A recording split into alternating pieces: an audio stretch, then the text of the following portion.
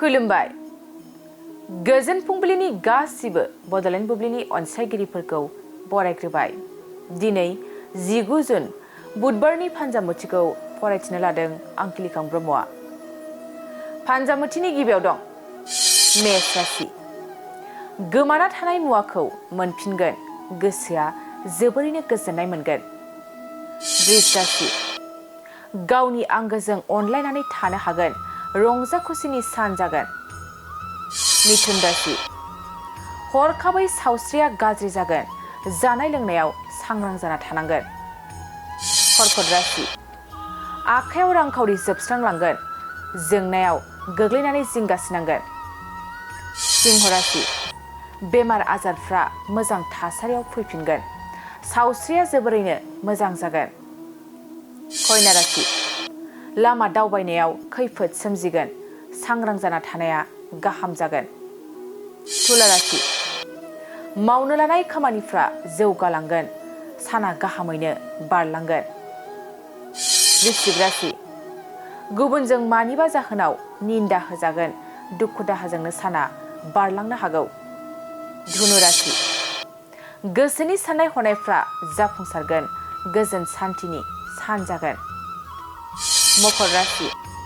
गावनि मोजां मोननायजों लोगो मोनलायगोन, गोसोआ रंजाखांगोन। कुम्भ राशि।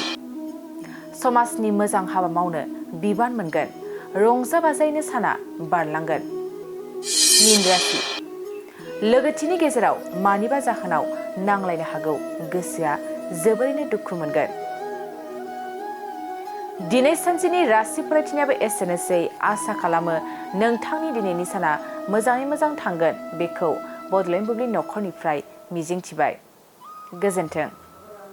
मोनसे गोजोनथाव खौरां। बिए सेथि सेमिस्टारनि थाखाय गसाइगावनि जारागुरि गबिन्द बसुमतारी कलेजाव मुं थिसननाय हाबाफारिया सोलिगासिनो दं। गिबि 100 फरायसाफोरनि थाखाय स्पेशेल अफार आरो गुबुन गुबुन रोखोमनि बेसेन नाङै क्लासनि सुबिदा होनानै मुं थिसननाय हाबाफारिया सोलिगासिनो दं। बे फरायसालियाव फरायसाफोरा गावनि गोसोबायदि आयदाखौ सायख'नानै लानो हागोन। लोगोसे basic computer class, self defence आरो स्पकेन इंलिश क्लास बायदि सुबिदाफोरखौ बेसेन होआलासे फरायसाफोरा सोलोंथाइखौ लानो हागोन। लोगोसे बे फरायसालिमायाव गासैबो फरायसाफोरनि थाखाय फ्रि बास सार्भिसबो होनाय जादों। लोगोसे गासैबो थाखोनि बिजाबजों बुंफबनाय बिजाब बाख्रिनिबो सुबिदा दं।